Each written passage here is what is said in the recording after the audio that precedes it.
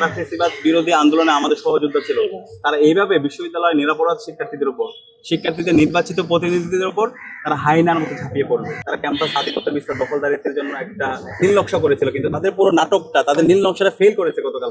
যারা আহত হয়েছে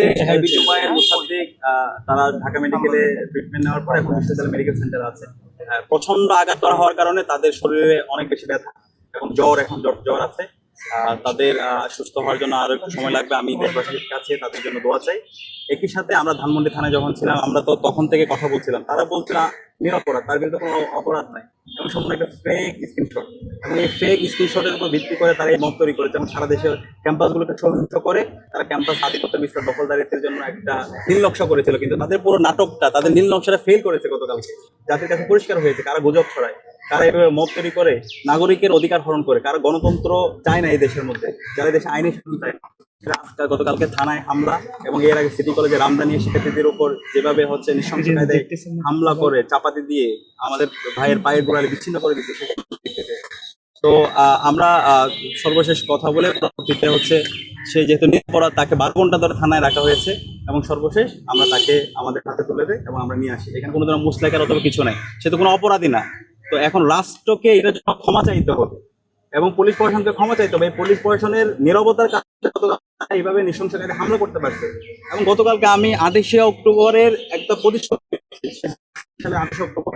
লগি বইটা নিয়ে যেভাবে নৃশংস কায়দায় লীগের সন্ত্রাসীরা আমাদের ভাইদের উপর মেরে তাদেরকে সাপের মতো নৃত্য করেছিল, ঠিক একই কায়দা আমরা গতকালকে এই সন্ত্রাসীদেরকে দেখতে পেয়েছি। সেই শাহবাগের থানার গেট থেকে একদম বসির পর্যন্ত কিভাবে নৃশংস কায়দায় হামলা করেছে, এবং সেই চোলায় যেভাবে ছাত্রলীগের সন্ত্রাসীরা বিশ্ববিদ্যালয়ে আমাদের ভাই বোনদেরকে মেরে রক্তাক্ত করেছিল, যেভাবে তারা হাইনার মতো ঝাঁপিয়ে পড়েছিল, তার প্রতিচ্ছবি আমরা গতকালকে শাহবাগ থানায় দেখতে পেয়েছি। এটা আমরা এরকম কখনো আশা করি নাই যে যারা ফেসিবাদ বিরোধী আন্দোলনে আমাদের সহযোদ্ধা ছিল, তারা এইভাবে বিশ্ববিদ্যালয়ের নিরাপরাধ শিক্ষার্থীদের নির্বাচিত প্রতিনিধিদের উপর তারা হাইনার মতো ঝাঁপিয়ে পড়বে। তো আলটিমেটলি এই কাজের মাধ্যমে তারা দেশের কাছে আছে পরিষ্কার হয়ে গেছে কারা এই দেশের মধ্যে নৈরাজ্য চায়, কারা এই দেশের মধ্যে সব ক্যাম্পাসগুলোতে সন্ত্রাস চায়। ক্যাম্পাসগুলোতে আবার যেহেতু ক্যাম্পাসের শিক্ষার্থীদের মাঝে তাদের কোনো অবস্থান নাই, তারা আবার সেই ক্ষমতার রাজনীতির মাধ্যমে এই ক্যাম্পাসগুলোতে তারা শিক্ষার্থীদের মধ্যে ভয় ভীতি তৈরি করার মাধ্যমে তারা ক্যাম্পাসে তাদের রাজনীতি বিনিময় করতে চায়।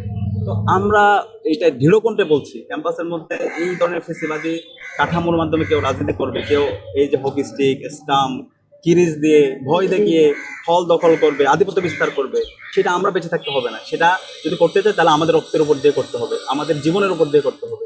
এবং সে জায়গায় আমরা আছি, আমরা শিক্ষার্থীদের সাথে আছি।